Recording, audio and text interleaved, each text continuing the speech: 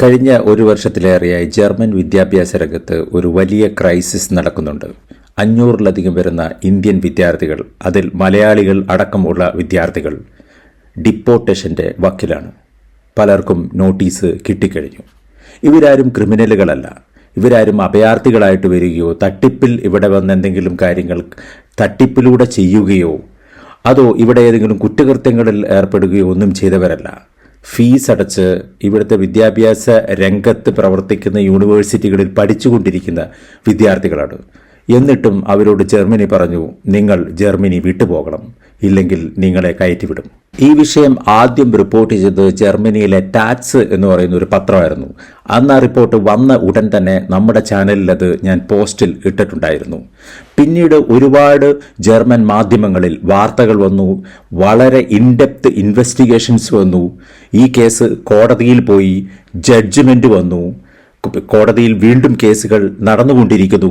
എന്നിട്ടും നമ്മുടെ നാട്ടിലെ വലിയ ഇൻവെസ്റ്റിഗേറ്റീവ് ജേർണലിസ്റ്റുകളോ നമ്മുടെ നാട്ടിലെ വലിയ യമണ്ടൻ യൂട്യൂബ് ചാനലുകാരോ ഒന്നും ഇതിനെക്കുറിച്ച് വ്യക്തമായ രീതിയിൽ അവതരിപ്പിച്ച് എന്താണ് നടന്നതെന്നും എന്താണ് ഇതിൻ്റെ അകത്തുള്ള ഉള്ളുകള്ളികൾ, എന്താണ് യഥാർത്ഥ സംഭവം എന്നതിനെക്കുറിച്ച് ആരും വ്യക്തമായി പറഞ്ഞില്ല. പറയാത്തതിൻ്റെ കാരണം മറ്റൊന്നുമല്ല, കേരളത്തിലെ ഉന്നത വിദ്യാഭ്യാസ രംഗം, വിദേശ വിദ്യാഭ്യാസ രംഗം എന്ന് പറയുന്നത് ആട് മാഞ്ചിയം എന്നൊക്കെ പറയുന്നത് പോലെ പണമുണ്ടാക്കാനുള്ള ഒരു വലിയ ഇൻഡസ്ട്രിയാണ്. ആ ഇൻഡസ്ട്രിയും ഇവിടുത്തെ വിദേശ വിദ്യാഭ്യാസ രംഗവും ഇവരും എല്ലാവരും കൂടി പറ്റിക്കുന്ന ഒരു കൂട്ടം വിദ്യാർത്ഥികളുടെയും ആ വിദ്യാർത്ഥികളുടെ പ്രശ്നങ്ങളെ മുഴുവൻ അവഗണിച്ചുകൊണ്ട് അവരെ മുഴുവൻ അവതാളത്തിലാക്കിക്കൊണ്ട് നടത്തുന്ന ഒരു വലിയ സിസ്റ്റം ഫെയിലിയറിൻ്റെയും ആരും പറയാത്ത കഥയാണ് ഈ വീഡിയോയിൽ. ഈ വീഡിയോ തയ്യാറാക്കാനായിട്ട് ഞാൻ ഒരുപാട് ഗ്രൗണ്ട് വർക്ക് ചെയ്തിട്ടുണ്ട്. എൻ്റെ സുഹൃത്തായ ഒരു പ്രൈവറ്റ് വിദ്യാഭ്യാസ സ്ഥാപനത്തിൽ, ഒരു യൂണിവേഴ്സിറ്റിയിൽ പ്രൊഫസറായി ജോലി ചെയ്യുന്ന ഒരു വ്യക്തിയുമായിട്ട് ദീർഘമായി ഞാൻ സംസാരിച്ചു. അതിൽ കിട്ടിയ വിവരങ്ങളൊക്കെ വളരെ ഞെട്ടിക്കുന്നതാണ്. അതേപോലെ തന്നെ ഇതിൽ അഫക്റ്റഡ് ആയിട്ടുള്ള വിദ്യാർത്ഥികളുമായി കുറച്ചുപേരുമായി സംസാരിച്ചു, സാമൂഹ്യ പ്രവർത്തകരുമായി സംസാരിച്ചു. ഈ വാർത്തകളൊക്കെ വളരെ കൃത്യമായി അനലൈസ് ചെയ്ത് പരിശോധിച്ചു. അതിൻ്റെയൊക്കെ അടിസ്ഥാനത്തിലാണ് ഈ വീഡിയോ ഉണ്ടാക്കിയിട്ടുള്ളത്. ഞാനും ഒരു വിദ്യാർത്ഥിയായി ജർമ്മനിയിൽ എത്തിച്ചേർന്ന ഒരാളാണ്. നമുക്കുണ്ടായ അനുഭവങ്ങൾ ഒരു വലിയ സീരീസ് ആയിട്ട് എന്തായാലും ഈ ചാനൽ ചെയ്യുന്നുണ്ട്. നമ്മുടെ ചാനലിൽ 790 സബ്സ്ക്രൈബേഴ്സേ ഇപ്പോഴുള്ളൂ. നമ്മളൊരു ഏജൻസിയുടെയും പണം വാങ്ങി ഒന്നും ചെയ്യുന്നവരല്ല, ഒരു കൊളാബും ചെയ്യുന്നവരല്ല. അതേപോലെ തന്നെ നമുക്ക് വലിയ ആരുടെയെങ്കിലും സഹായം ഇല്ല. ഈ വീഡിയോ നിങ്ങൾക്ക് ആർക്കെങ്കിലും ഉപകാരപ്പെടുകയോ നിങ്ങളുടെ ഫാമിലിക്കോ നിങ്ങളുടെ സുഹൃത്തുക്കൾക്കോ ഒക്കെ ഉപകാരപ്പെടും എന്ന് ഞാൻ വിചാരിക്കുന്നു. തീർച്ചയായിട്ടും സബ്സ്ക്രൈബ് ചെയ്യാൻ മറക്കരുത്. ആർക്കെങ്കിലും ഉപകാരപ്പെടുന്നുണ്ടെങ്കിൽ അവർക്കെല്ലാം ഷെയർ ചെയ്ത് കൊടുക്കണം.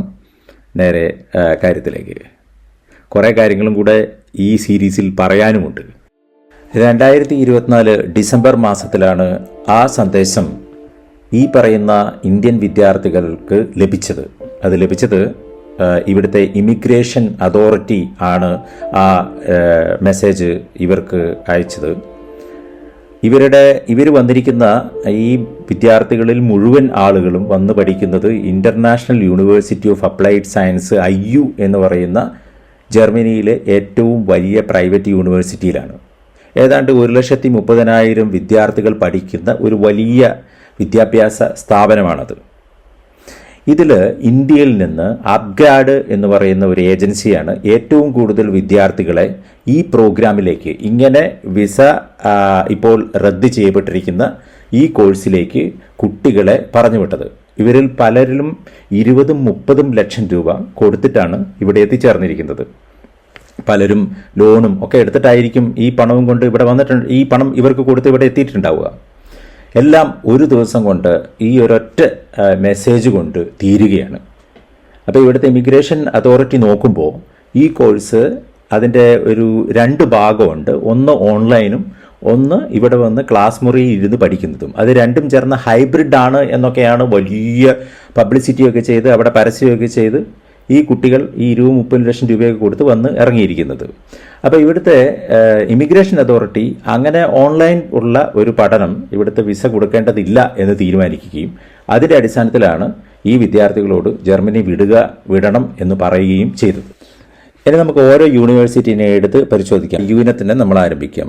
യു നേരത്തെ നമ്മൾ പറഞ്ഞതുപോലെ തന്നെ ജർമ്മനിയിലെ ഏറ്റവും വലിയ പ്രൈവറ്റ് യൂണിവേഴ്സിറ്റിയാണ്. ഇതിൽ 1,30,000 സ്റ്റുഡൻസ് പഠിക്കുന്നുണ്ട്. അതിനകത്ത് ഏതാണ്ട് 4,500 ഇന്ത്യൻ സ്റ്റുഡൻസും ഉണ്ട് എന്നാണ് മനസ്സിലാക്കാൻ പറ്റുന്നത്.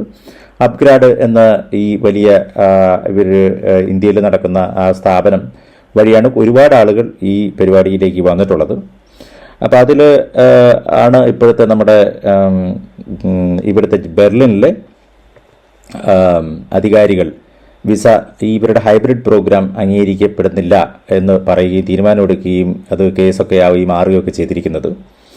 അപ്പോൾ അതിൽ ഈ യൂണിവേഴ്സിറ്റി പരാജയപ്പെടുകയാണ് ഉണ്ടായത്.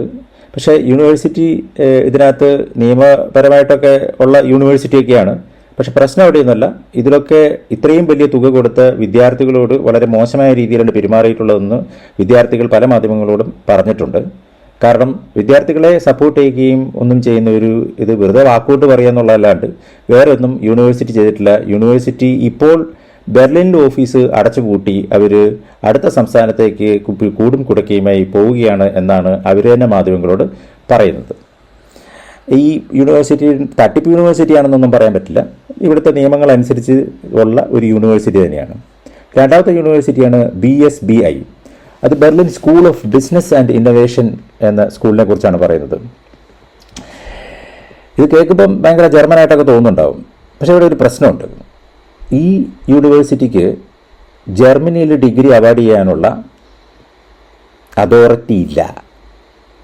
എന്ന് വെച്ചാൽ ഇവിടെ വന്ന് നമ്മൾ ഇത്രയും വലിയ പൈസയൊക്കെ കൊടുത്ത് BSBIയിൽ പഠിച്ചിറങ്ങുമ്പോൾ കിട്ടുന്ന സർട്ടിഫിക്കറ്റ് എന്ന് പറയുന്നത് അവരുടെ പാർട്ട്ണർ യൂണിവേഴ്സിറ്റി ആയിട്ട് കോൺകോഡിയ യൂണിവേഴ്സിറ്റി, അങ്ങനെ കുറേ UK, USA, ഇറ്റലി ഇവിടെയൊക്കെ അവർക്ക് പാർട്ട്ണർ യൂണിവേഴ്സിറ്റി ഉണ്ട്. അവിടുന്ന് കിട്ടുന്ന സർട്ടിഫിക്കറ്റാണ്. അപ്പോൾ ഈ സർട്ടിഫിക്കറ്റ് കൊണ്ട് ഗുണമില്ല എന്നൊന്നും പറയാൻ പറ്റത്തില്ല. ഒരു ബ്രിട്ടീഷോ അമേരിക്കൻ ഡിഗ്രിയൊക്കെ കിട്ടും. പക്ഷേ അതുകൊണ്ട് ജർമ്മനിയിൽ വലിയ കാര്യമൊന്നും ഉണ്ടാവില്ല. അതാണ് കാര്യം. ഇതൊരു ജർമ്മൻ ഡിഗ്രി അല്ല. മാത്രമല്ല ഇതിനകത്ത് ഈ യൂണിവേഴ്സിറ്റിയിൽ 70% വിദ്യാർത്ഥികളും ഇന്ത്യക്കാരാണെന്നാണ് പഠനങ്ങൾ പറയുന്നത്. അപ്പോൾ അതിനകത്ത് തന്നെ ഇവിടുത്തെ വിദ്യാഭ്യാസത്തെക്കുറിച്ച് പറയുമ്പം അതിലൊരു അധ്യാപകൻ അവിടെ മുന്നിൽ പഠിപ്പിച്ചുകൊണ്ടിരുന്ന ഒരു ലെക്ചറർ ഗ്ലാസ് ഡോർ എന്ന് പറയുന്ന ഓൺലൈൻ പ്ലാറ്റ്ഫോം ഉണ്ട്, റിവ്യൂസൊക്കെ കൊടുക്കുന്ന. അതിൽ പറഞ്ഞത് stressful and toxic work environment എന്നാണ്. വളരെ സ്ട്രെസ്ഫുള്ളായിട്ട് വളരെ ടോക്സിക് ആയിട്ടുള്ള ഒരു വർക്ക് എൻവയോൺമെൻറ്റാണ് അന്ന് അധ്യാപകൻ പറയുന്ന സ്ഥലമാണ്. ഈ BSBI റൺ ചെയ്യുന്നത് ഗ്ലോബൽ യൂണിവേഴ്സിറ്റി സിസ്റ്റംസ് എന്ന് പറയുന്ന ഒരു കമ്പനിയാണ്. അവർക്ക് ഇതൊരു ബിസിനസ് ആണ്. അപ്പം ഈ യൂണിവേഴ്സിറ്റിയിലൊക്കെയാണ് നമ്മുടെ നാട്ടിലെ പല ഏജൻസികളും അഡ്മിഷൻ എടുത്തു കൊടുക്കാൻ വേണ്ടി ഈ മാതാപിതാക്കളെയും കുട്ടികളെയും പറ്റിപ്പിച്ച് ഇങ്ങനെയുള്ള കാര്യങ്ങൾ നമ്മുടെ തലയിലേക്ക് ഇഞ്ചെക്ട് ചെയ്ത് തരുന്നത്. ഇതൊന്നും ഇവർ പറയില്ല. ഇത് ജർമ്മൻ ഡിഗ്രി അല്ല എന്നുള്ള കാര്യമൊന്നും ഇവർ പറയില്ല. അതൊക്കെയാണ് ഇതിനകത്ത് ഉള്ളുകള്ളികൾ. പിന്നെയുള്ളത് SRH എന്ന് പറഞ്ഞൊരു ഹോഴ്സ്ഷൂള് ബെർലിനുണ്ട്. ഇത് റിലേറ്റീവ്ലി സേഫർ ഓപ്ഷൻ ആണെന്നാണ് റിസർച്ചുകളിൽ കാണുന്നത്. എന്തായാലും അവിടെയും ഫീസ് അത്ര കുറവൊന്നുമല്ല. പിന്നെയുള്ളത് ഗിസ്മ ബിസിനസ് സ്കൂൾ എന്ന് പറയുന്നൊരു സ്ഥാപനമുണ്ട്. അപ്പം അതിൻ്റെ MBA മാനേജ്മെൻറ്റിന് ഭയങ്കര പോപ്പുലറാണ്. ഇംഗ്ലീഷ് മീഡിയത്തിലാണ് പഠിപ്പിക്കുന്നത്. ഈസി ആയിട്ട് അഡ്മിഷൻ കിട്ടുന്ന സ്ഥലമാണ് എന്നാണ് കേൾക്കുന്നത്. ഇപ്പോൾ ഈസി അഡ്മിഷൻ എന്ന് പറയുന്നത് തന്നെ സത്യം പറഞ്ഞാൽ അതൊരു റെഡ് ഫ്ലാഗാണ്. നമുക്ക് വളരെ ഈസി ആയിട്ട് അഡ്മിഷൻ കിട്ടുമെന്ന് ഏജൻറ്റ് പറയുന്ന സ്ഥലം തന്നെ യഥാർത്ഥത്തിൽ കുറച്ച് കുഴപ്പമുള്ള സ്ഥലമാണെന്ന് നമ്മൾ മനസ്സിലാക്കണം. ഞാൻ ഈ സ്ഥലം കുഴപ്പമാണെന്നല്ല പറയുന്നത്, പക്ഷേ easy admission is a red flag. പിന്നെയുള്ളത് EU ബിസിനസ് സ്കൂൾ, മ്യൂണിച്ചിലുള്ള EU ബിസിനസ് സ്കൂളാണ്. ഇത് BSBI പോലെ ഒരു സെയിം ട്രാപ്പാണ്.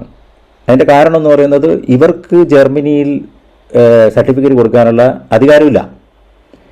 അവർ ഐറിഷ്, സ്പാനിഷ്, UK പാർട്ട്ണർ യൂണിവേഴ്സിറ്റികളുടെ കടലാസാണ് തരുന്നത്.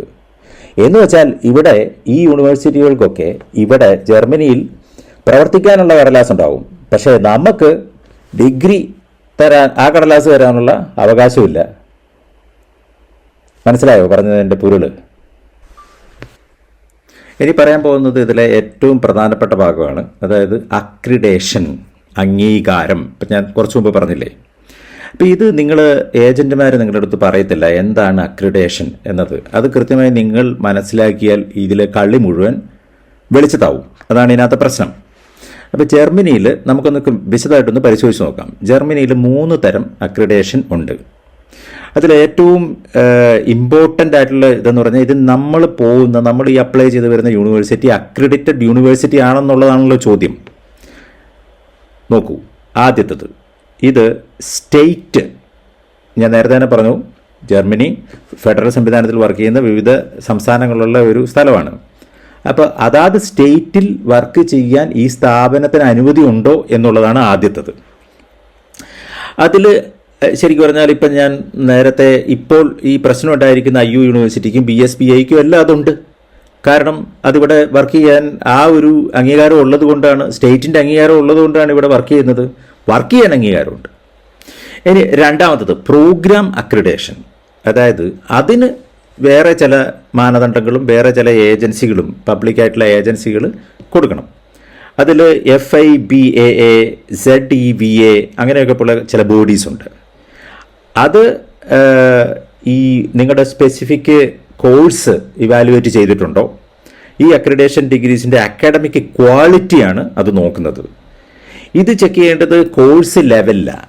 ഇത് ചെക്ക് ചെയ്യേണ്ടത് ശരിക്കും കോഴ്സ് ലെവലിലാണ്, യൂണിവേഴ്സിറ്റി ലെവലല്ല അത് നോക്കുന്നത്. ഇനി മൂന്നാമത്തത് ജർമ്മൻ ഡിഗ്രി അവാർഡിംഗ് പവർ.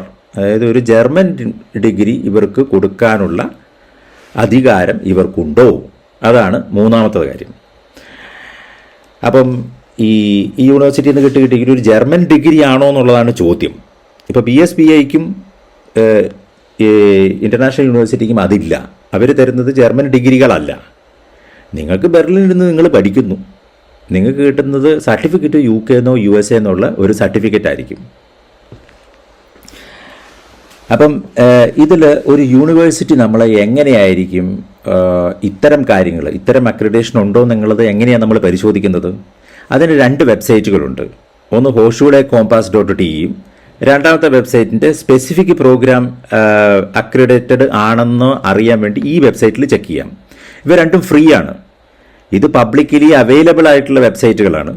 അതൊരു ഏജൻറ്റിൻ്റെ വാക്കുകളൊക്കെ കേട്ട് മയങ്ങി വീഴുന്നതിന് മുമ്പ് ഈ വെബ്സൈറ്റുകളിൽ കൃത്യമായിട്ട് കാര്യങ്ങൾ എടുത്ത് നോക്കിക്കഴിഞ്ഞാൽ മനസ്സിലാക്കാവുന്നതേ ഉള്ളൂ. ഇവിടെ ഒരു കാര്യം കൂടെ പറയാം. ഇവിടെ എല്ലാ കാര്യങ്ങൾക്കും അത് ഒരു ജനാധിപത്യ രാജ്യമുണ്ട്. ഒരു ജനാധിപത്യ രാജ്യം ആയതുകൊണ്ട്, ജനാധിപത്യ രാജ്യം എന്ന് പറയുമ്പോൾ തന്നെ കുറേ കാര്യങ്ങളിൽ ഒരു ട്രാൻസ്പെറൻസി ഉണ്ട്. എല്ലാ കാര്യങ്ങൾക്കും ഒരു ട്രാൻസ്പെറൻസി ആവശ്യം ഉണ്ട്. അത് കൃത്യമായിട്ട് ചെയ്യുന്ന ഒരു സ്ഥലമാണ്. അതുകൊണ്ട് തന്നെ ഇത്തരം കാര്യങ്ങളൊക്കെ വളരെ പച്ച ജർമ്മനിലും പച്ച ഇംഗ്ലീഷിലും കൃത്യമായി പബ്ലിക്കലി എല്ലാവർക്കും ലഭിക്കുന്ന രീതിയിൽ അവൈലബിൾ ആണ്. അതൊക്കെ നോക്കിയിട്ടേ ഇങ്ങനെയുള്ള കുഴികളിൽ പോയി ചാടാവുള്ളൂ. ഇതിൻ്റെ ഈ പ്രശ്നത്തിൻ്റെ എല്ലാം ഒരു അടിസ്ഥാനം എന്ന് പറയുന്നത് ആട് മാഞ്ചിയം തേക്ക് തട്ടിപ്പൊക്കെ എന്ന് പറയുന്ന പോലെ ഇത് പണം ഉണ്ടാക്കാനുള്ള ഒരു വലിയ മേഖലയാണ്. അതുകൊണ്ട് തന്നെ ഈ ഏജൻറ്റ് പരിപാടി, ആ ഏജൻറ്റുമാർ പല വേഷത്തിൽ വരാം. അവർ യൂട്യൂബേഴ്സായിട്ട് വരാം, അവർ ഇൻസ്റ്റാഗ്രാം ഇൻഫ്ലുവൻസേഴ്സായിട്ട് വരാം, അവർ ചിലപ്പോൾ നിങ്ങൾ കാണുന്ന സിനിമയിലെ താരങ്ങളായിട്ട് വരാം, അല്ലെങ്കിൽ നിങ്ങൾ കാണുന്ന ചാനലിൻ്റെ രൂപത്തിലും അല്ലെങ്കിൽ പത്രത്തിൻ്റെ രൂപത്തിലും ഒക്കെ ഇവരൊക്കെ അവതരിക്കാം. അപ്പോൾ ഇവരൊക്കെ എല്ലാവരും തെറ്റുകാരാണെന്നൊന്നല്ല പറയുന്നത്. ഇതിനകത്ത് നല്ല ആളുകളും നല്ല രീതിയിൽ ആളുകളെ യൂറോപ്പിലേക്ക് വിടുകയും ഉത്തരവാദിത്വത്തോടെ കാര്യങ്ങൾ ചെയ്തു കൊടുക്കുകയും പറഞ്ഞ് മനസ്സിലാക്കുകയൊക്കെ ചെയ്യുന്നവരൊക്കെ ഉണ്ട്. പക്ഷേ ഞാൻ പറയുന്നത് ഇതിൻ്റെ ഒരു അതിൻ്റെ ഉള്ളിൽ, ഈ ഒരു ഇൻഡസ്ട്രിയുടെ ഉള്ളിൽ ഒരു വലിയ പ്രശ്നം ഉണ്ട്. അത് ഇത്തരം കാര്യങ്ങളിൽ ഒരു തരത്തിലുള്ള വ്യക്തമായ ഇതൊന്നും ആളുകളോട് പറഞ്ഞു കൊടുക്കാതെ ഈ പാവപ്പെട്ട രക്ഷിതാക്കളൊക്കെ വല്ല ഭൂമിയൊക്കെ ജീവിതകാലം കൊണ്ടുണ്ടാക്കിയ ഭൂമിയൊക്കെ കൊണ്ട് ബാങ്കിലൊക്കെ വെച്ച് വലിയ പലിശയ്ക്ക് എടുത്തിട്ടായിരിക്കും ഈ പിള്ളേരെയൊക്കെ ഇങ്ങോട്ട് വിടുന്നത്. അപ്പം ഇവരെയൊക്കെ ഇത് കൃത്യമായ ധാരണയില്ലാത്ത രീതിയിൽ ഇവിടെ, അതും വലിയ സ്വപ്നങ്ങൾ ഒക്കെ കണ്ടിട്ടായിരിക്കും കുഞ്ഞുങ്ങളെയൊക്കെ ഇങ്ങോട്ട് വിടുന്നത്. അപ്പോൾ അത് കൃത്യമായി കേരളത്തിൽ ഒരു മേഖലയിലും ഈ ഏജൻറ്റുമാർ എന്ന് പറയുന്ന അല്ലെങ്കിൽ ഈ ഒരു വലിയൊരു ഇൻഡസ്ട്രിയിൽ ഇതൊരു കൃത്യമായിട്ട് പറയുന്നില്ല എന്നുള്ളതാണ് ഞാൻ പറയാൻ ശ്രമിച്ചത്. അതുപോലെ തന്നെ ഇതിനകത്ത് ഒരു വലിയ പാറ്റേൺ ഇങ്ങനെ കിടന്ന് കളിക്കുന്നുണ്ട്. അതായത് ഗ്യാരണ്ടീഡ് അഡ്മിഷൻ, പിന്നെ ഗുഡ് യൂണിവേഴ്സിറ്റീസ്, പിന്നെ അങ്ങനെയൊക്കെയുള്ള കുറേ എന്നുവെച്ചാൽ ഇതൊരു പുകമറയുണ്ട്. ഈ ഒരു മൊത്തം വിദേശ വിദ്യാഭ്യാസ രംഗം എന്ന് പറയുന്നത് ഒരുപാട് ആളുകൾ മുതലെടുക്കുന്ന ഒരു വലിയ പുകമറയ്ക്കുള്ളിൽ നിൽക്കുന്ന ഒരു പരിപാടിയായിട്ടാണ് നിൽക്കുന്നത്. അപ്പം ഞാൻ ഈ ഇടയ്ക്കൊരു വീഡിയോ കണ്ടത് പബ്ലിക് യൂണിവേഴ്സിറ്റിയിലേക്ക് വരെ അഡ്മിഷൻ മേടിച്ചു കൊടുക്കുന്ന ഏജൻറ്റുമാരുണ്ടെന്നാണ്. വേറൊരു ടീമുണ്ട് ഇവിടെ ഈ തട്ടിപ്പിനൊക്കെ എതിരായിട്ട് തട്ടിപ്പിൽ പെട്ടുപോയ ആളുകൾ. അവർ പിന്നെ ഇവിടെ പഠിച്ചിട്ട് പിന്നെ അവർ ഏജൻറ്റുമാരായി മാറുന്ന വലിയ തമാശകളൊക്കെ നമുക്ക് ഇപ്പോൾ കാണുകയും ചെയ്യാം. ഈ ഏജൻറ്റുമാരൊക്കെ നിങ്ങളെ ഈ യൂണിവേഴ്സിറ്റിയിലോ PSPയിലേക്കൊക്കെ പറഞ്ഞു വിടുന്ന ഏജൻറ്റുമാർ, അവരെ സമയത്തോളം ഒരു തലയ്ക്ക് 5 ലക്ഷമോ 10 ലക്ഷമോ ഒക്കെ അവർക്ക് കിട്ടും. അതുമാത്രമാണ് ഇവരുടെയൊക്കെ ലക്ഷ്യം. അല്ലാതെ ഇത് കൃത്യമായിട്ടൊരു വിദ്യാഭ്യാസ ഉന്നത വിദ്യാഭ്യാസ വിദേശ വിദ്യാഭ്യാസ രംഗം അങ്ങനത്തെ ഉള്ള ഒരു ക്വാളിറ്റി സാധനമൊന്നും പൊതുവെ കാണുന്നില്ല എന്നാണ് പറഞ്ഞു വന്നത്. ഇപ്പോൾ ഇതിലെ ഏറ്റവും വലിയൊരു അട്രാക്റ്റീവ് ആയിട്ടുള്ള ഒരു സാധനം എന്ന് പറഞ്ഞാൽ പഠനം കഴിഞ്ഞ് ജോബ് സെർച്ചിങ് 18 മാസം ഉണ്ടെന്നാണല്ലോ. അപ്പോൾ ഇതിനകത്തൊരു പ്രശ്നമുണ്ട്. നമ്മൾ ഈ പറയുന്ന ഈ പ്രൈവറ്റ് യൂണിവേഴ്സിറ്റിയിൽ പകുതിയിലധികവും നിങ്ങൾ ഇംഗ്ലീഷ് മീഡിയം സെലക്ട് ചെയ്തിട്ട് ഒക്കെ വരുമ്പോൾ ഈ ഇംഗ്ലീഷിലാണ് നിങ്ങൾ പഠിക്കുകയും അത് മാത്രമല്ല കണ്ടുമുട്ടാൻ പോകുന്നത് കൂടുതലും മറ്റ് ഇന്ത്യക്കാരായിട്ടുള്ള മനുഷ്യരൊക്കെ ആയിരിക്കും. അപ്പോൾ അതൊക്കെ കഴിഞ്ഞ് ഈ പഠനമൊക്കെ കഴിഞ്ഞ് തിരിച്ചു വരുമ്പോഴത്തേനും ആ കടലാസം കൊണ്ട് നിങ്ങളൊരു HR മാനേജർ എടുത്ത് പോയി അവർക്ക് ഈ കാര്യങ്ങളൊക്കെ വ്യക്തമായിട്ട് ജർമ്മനിയിൽ അറിയാം, ഏത് യൂണിവേഴ്സിറ്റി പഠിച്ചാൽ എന്ത് തരം യൂണിവേഴ്സിറ്റി ആണെന്നൊക്കെ. അപ്പോൾ അതൊന്നും നിങ്ങൾ പഠിച്ച പരിപാടിക്ക് ജോലി കിട്ടാനൊക്കെയുള്ള സാധ്യതകൾ വളരെ കുറവാണ്. മാത്രമല്ല പൊതുവേ സാമ്പത്തിക രംഗമൊക്കെ കുറച്ച് മങ്ങിയിരിക്കുന്ന സമയം ആയതുകൊണ്ട് അങ്ങനെയും ഉണ്ട് പ്രശ്നങ്ങൾ. ഇനി ഇതിൻ്റെ പ്രശ്നം എവിടെ ഇരിക്കുന്നത് വെച്ചാൽ എന്നാൽ പിന്നെ എന്തെങ്കിലും ഒരു ഡെലിവറി ബോയ് ആയിട്ടോ സാധനങ്ങൾ വീട്ടിൽ കൊണ്ട കൊടുക്കാനോ ഭക്ഷണം വീട്ടിൽ കൊണ്ട കൊടുക്കാനോ ഒക്കെ ആയിട്ട് നമുക്ക് സൈക്കിളൊക്കെ ഓടിച്ച് ഇപ്പോൾ ഇഷ്ടം പോലെ ആളുകൾ ഒക്കെ ഉണ്ടല്ലോ. പക്ഷെ അതിനകത്തുള്ളൊരു പ്രശ്നം എന്ന് പറഞ്ഞാൽ ഈ നിങ്ങൾ 18 മാസമൊക്കെ നിൽക്കും. 18 മാസം കഴിഞ്ഞും പിന്നെ ഇവിടെ നിൽക്കാൻ വേണ്ടി വിസ റിന്യൂ ചെയ്യാൻ വേണ്ടി വിസ ഓഫീസറുടെ അടുത്ത് ചെല്ലുമ്പോൾ നിങ്ങൾ പഠിച്ച കോഴ്സ് എന്താണോ അതിൻ്റെ ജോലിയാണ് നിങ്ങൾ നോക്കേണ്ടത്. നിങ്ങൾ ജോബ് സെർച്ച് 18 മാസം ചെയ്യേണ്ടത് നിങ്ങൾ പഠിച്ചത് എന്ത് കോഴ്സാണോ ആ കോഴ്സിൻ്റെ ജോബ് നോക്കുക വേണ്ടിയിട്ടാണ് ആ വിസ തരുന്നത്. അതല്ലെങ്കിൽ പിന്നെ വിസ റിന്യൂ ചെയ്യാൻ പറ്റില്ല. ഇതാണ് അതിനകത്തുള്ളൊരു കുഴപ്പം. ഇതൊന്നും ആരും ഈ പറയുന്ന ഏജൻറ്റുമാരൊന്നും നിങ്ങളുടെ അടുത്ത് കൃത്യമായിട്ടൊന്നും പറഞ്ഞു തരത്തില്ല. ഇതിനകത്ത് ഇത്രയും വലിയ പണമാണ്, 25-30 ലക്ഷം രൂപയാണ് ഇതിനകത്ത് കൊണ്ട് നമ്മൾ ചെലവഴിക്കുന്നതെന്ന് ആലോചിക്കണം. എന്താണ് ശരിയായ വഴി? ജർമ്മനി പഠിക്കണമെന്ന് ആഗ്രഹമുണ്ട്, നമുക്ക് കുറച്ച് കാര്യങ്ങളെക്കുറിച്ചൊക്കെ ഒന്ന് അറിയണമെന്ന് താല്പര്യമുണ്ട്, എന്താണ് ചെയ്യേണ്ടത്? ഞാൻ ആദ്യം എന്നോട് വ്യക്തിപരമായിട്ട് ചോദിക്കുകയാണെങ്കിൽ ഞാൻ പറയുന്നത്, ഞാൻ സജസ്റ്റ് ചെയ്യുന്ന പബ്ലിക് യൂണിവേഴ്സിറ്റികൾ മാത്രമേ ഉള്ളൂ. ഞാനൊരു പബ്ലിക് യൂണിവേഴ്സിറ്റിയിലാണ് പഠിച്ചത്. അതിൽ അഡ്മിഷൻ കിട്ടാനൊക്കെ കുറച്ച് പാടുണ്ടാവും, നമ്മൾ കുറച്ച് കഷ്ടപ്പെടേണ്ടി വരും. ആ കഷ്ടപ്പാടിൻ്റെയൊക്കെ വില കിട്ടുമെന്നേ. അത് മാത്രമല്ല വേറൊരു കാര്യം കൂടെ പറയാം.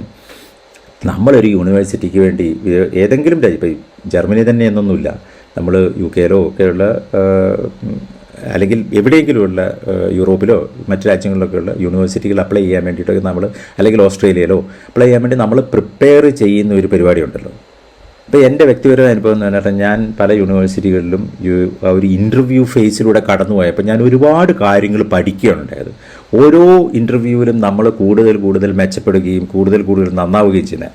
അങ്ങനെ ഇതിനകത്ത് ഇപ്പോൾ ഒരു അഡ്മിഷൻ കിട്ടിയിട്ടില്ലെങ്കിൽ പോലും നിങ്ങളിതിന് നടത്തുന്ന പ്രിപ്പറേഷൻ ഉണ്ടല്ലോ, ആ പ്രിപ്പറേഷൻ നിങ്ങളെ നിങ്ങൾക്കത് ഒരുപാട് ഉപകാരപ്പെടും. പിന്നീടും ജീവിതത്തിലും വേറെ യൂണിവേഴ്സിറ്റിയിൽ അപ്ലൈ ചെയ്യാനും വിദ്യാഭ്യാസത്തിനും ഒക്കെ ഒരുപാട് കാര്യങ്ങൾ നമ്മൾ അതിനകത്ത് നിന്ന് കിട്ടും. 2 പ്രൈവറ്റ് യൂണിവേഴ്സിറ്റി തന്നെ അപ്ലൈ ചെയ്യണം എന്നുണ്ടെങ്കിൽ കൃത്യമായ ജർമ്മൻ ഡിഗ്രി നൽകുന്ന ജർമ്മനിയിൽ അക്രഡിറ്റഡ് ആയ യൂണിവേഴ്സിറ്റികളിൽ വന്ന് പഠിക്കാൻ ശ്രദ്ധിക്കുക. മൂന്നാമത്തെ കാര്യം, ഇന്ന് തന്നെ ഇപ്പം നിങ്ങൾക്ക് ആഗ്രഹമുണ്ടെങ്കിൽ ജർമ്മനിയിലേക്ക് വരാൻ നിൽക്കുന്നുണ്ടെങ്കിൽ ഇന്ന് തന്നെ ജർമ്മൻ പഠിക്കാൻ ആരംഭിക്കുക.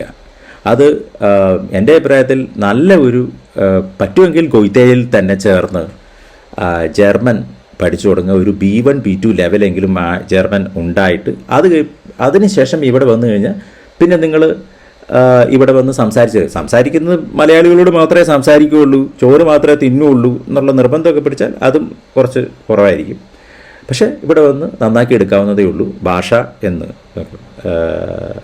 അപ്പോൾ അത് പഠിക്കാതെ ഒരു കടലാസുമില്ലാതെ ഇവിടെ വന്ന് നന്നാക്കി എടുക്കാമെന്ന് വിചാരിച്ചാൽ ചിലപ്പം നമുക്കൊക്കെ പറ്റിയ ഗതികേട് നിങ്ങൾക്കും പറ്റാം. അപ്പോൾ അതിനകത്ത് കുറേ ബുദ്ധിമുട്ടുകളുണ്ട്, അതുകൊണ്ടാണ് പറയുന്നത്. പിന്നെ ഈ ഏത് യൂണിവേഴ്സിറ്റി അപ്ലൈ ചെയ്യുന്നതിനും ഈ ഒരു 5 സ്റ്റെപ്പ് നിങ്ങൾ നോക്കൂ. ഒന്നാമത്തത്, ഇത് ഈ 2 വെബ്സൈറ്റുകളിൽ ചെക്ക് ചെയ്തിട്ട് ഒന്ന് ഈ യൂണിവേഴ്സിറ്റി അക്രഡിറ്റഡ് ആണോ, ഈ പ്രോഗ്രാം അക്രഡിറ്റഡ് ആണോ, ജർമ്മൻ ഡിഗ്രി ആണോ എന്ന കാര്യങ്ങൾ വ്യക്തമായിട്ട് നോക്കുക. പിന്നെ ഇത് ഫോറിൻ പാർട്ട്ണറാണോ അങ്ങനെയുള്ള കാര്യങ്ങളെക്കുറിച്ചൊക്കെ വളരെ കൃത്യമായിട്ട് നോക്കുക. ഈ വീഡിയോ കാണുന്ന നിങ്ങൾ ഒരു രക്ഷിതാവോ അല്ലെങ്കിൽ ഇങ്ങോട്ട് വരാൻ ആഗ്രഹിക്കുന്ന ഒരു വിദ്യാർത്ഥിയോ അല്ലെങ്കിൽ അങ്ങോട്ട് വരാൻ ആഗ്രഹിക്കുന്ന ഒരു വിദ്യാർത്ഥിയുടെ സുഹൃത്തോ സഹോദരനോ സഹോദരിയോ ഒക്കെ ആണെങ്കിൽ നിങ്ങളോടൊരു വളരെ വിനീതമായ അഭ്യർത്ഥനയാണ്. ഇത്രയും വലിയ പണം എന്ന് പറയുന്നത് ഒരു ചെറിയ പണമൊന്നുമല്ല. ഇതൊരു റിട്ടയർമെൻറ്റ് കാശാണ്, അല്ലെങ്കിൽ ഒരു ജീവിതകാലം മുഴുവൻ, അതായത് ഒരു പുതിയ വീടൊക്കെ വെച്ച് ഒരു പുതിയ ജീവിതമൊക്കെ ആരംഭിക്കാനൊക്കെയുള്ള അത്രയും വലിയൊരു തുകയാണ്. ഇതൊന്നും ഇങ്ങനെ കൃത്യമായി നമ്മളോട് കാര്യങ്ങൾ പറഞ്ഞു തരാത്ത, നമ്മളെ പറ്റിക്കാൻ വേണ്ടി നിൽക്കുന്ന ആളുകളുടെ കയ്യിലൊക്കെ കൊണ്ട് കൊടുത്ത് വെറുതെ പാഴാക്കരുത്. കൃത്യമായ അന്വേഷണങ്ങൾ നടത്തിയിട്ട് മാത്രമേ നിങ്ങൾ ഈ കാര്യത്തിലൊക്കെ ഏതെങ്കിലും ഒരു യൂണിവേഴ്സിറ്റിയിലേക്ക് നിങ്ങളുടെ കുട്ടീനെ പറഞ്ഞു വിടുന്നുണ്ടെങ്കിൽ അല്ലെങ്കിൽ നിങ്ങൾ തന്നെ പോകുന്നുണ്ടെങ്കിൽ അതൊക്കെ കൃത്യമായി നോക്കിയിട്ട് മാത്രമേ, റിസർച്ച് ചെയ്തിട്ട് മാത്രമേ ചെയ്യാവുള്ളൂ.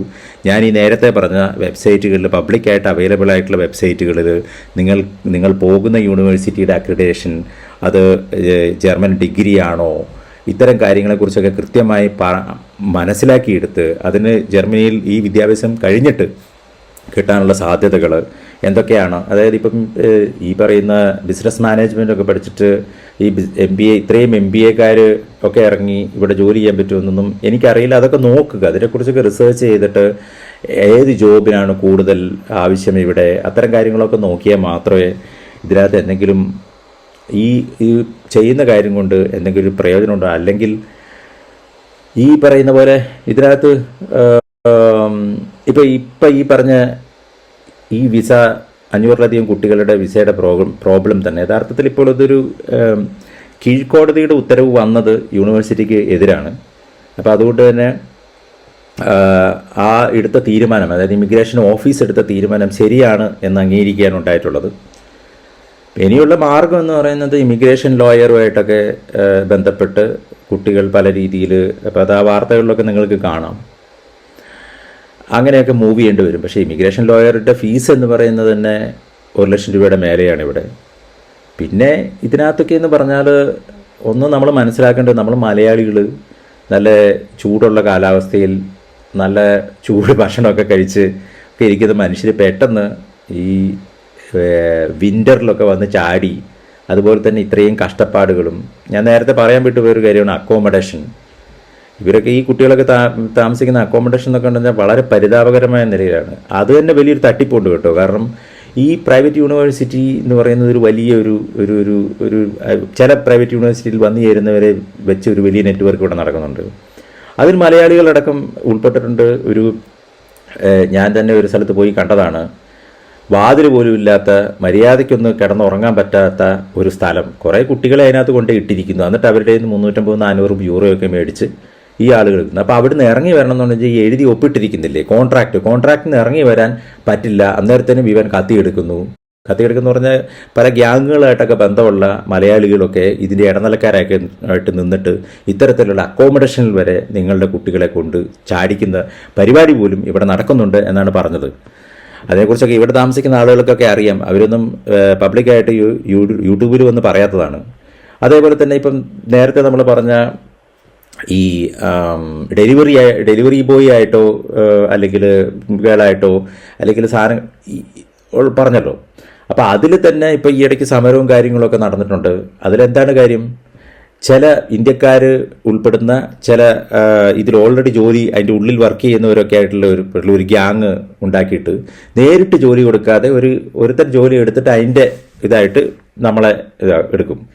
ഇവിടെ ഒരു മിനിമം വേജ് നിശ്ചയിച്ചിട്ടുണ്ട്. ആ മിനിമം വേജ് എന്ന് പറയുന്നതിനൊക്കെ തട്ടിച്ച് മായച്ചിട്ട് ഇവരുടെ കീശയിൽ കുറച്ച് പൈസ ഇതാക്കിയിട്ട് നമുക്കൊരു ചെറിയ പൈസ കിട്ടുന്നു. നമുക്ക് യാതൊരു അവകാശങ്ങളുമില്ല. അത് ഇവിടുത്തെ നിയമങ്ങളെ പോലും കൊച്ചാക്കിക്കൊണ്ടാണ്. അതൊന്നും അധികം കാലം ഇവിടെ പോവില്ല. കാരണം അതിൻ്റെ അകത്തൊക്കെ പോയി വിട്ടിട്ട് അതിനകത്തൊക്കെ പിടിക്കപ്പെട്ട് കഴിഞ്ഞാൽ ഒരു കാര്യം മക്കളെ ഞാൻ വളരെ കൃത്യമായിട്ട് പറയാം, നമ്മുടെ നാട് പോലെയല്ല, എല്ലാ കാര്യവും കൃത്യമായി രേഖപ്പെടുത്തുന്നുണ്ട്. അത് ഏത് കാലത്തും നമ്മളെ തിരിഞ്ഞു വന്ന് കൊത്താം ഇവിടെ. അതുകൊണ്ട് ഇവിടെ ഒരു ഫുട് പ്രിൻ്റ് ഉണ്ടാക്കുമ്പം അത് വളരെ ശ്രദ്ധിച്ച് മാത്രമേ ചെയ്യാവുള്ളൂ. ജർമ്മനിയുടെ ചരിത്രം എടുത്ത് നോക്കിയാൽ മതി. ജർമ്മനിയിലെ രഹസ്യാന്വേഷണ വിഭാഗം പണ്ടത്തെ നാസികളുടെ കാലത്തെ രഹസ്യാന്വേഷണ വിഭാഗത്തിന്റെ കടലാസ് പോലും അത് എത്രമാത്രം കൃത്യമായിട്ട് പിന്നീട് പുറത്തിറങ്ങി വന്നു എന്നൊക്കെ നമുക്കറിയാവുന്നേ ഉള്ളൂ. ഇതൊന്നും അതുകൊണ്ടാണ് ഞാൻ പറഞ്ഞത്. എനിവേ അങ്ങോട്ടൊന്നും നമ്മൾ പോകുന്നില്ല. പറഞ്ഞത് കൃത്യമായ സ്റ്റെപ്പുകൾ ശരിയായ രീതിയിൽ ശരിയായ വഴിക്ക് ചെയ്തില്ലെങ്കിൽ അത് ഭാവിയിൽ പിന്നീട് പല കാര്യങ്ങൾക്കും അതൊരു പ്രശ്നമായിട്ട് വന്നു ചേരാം.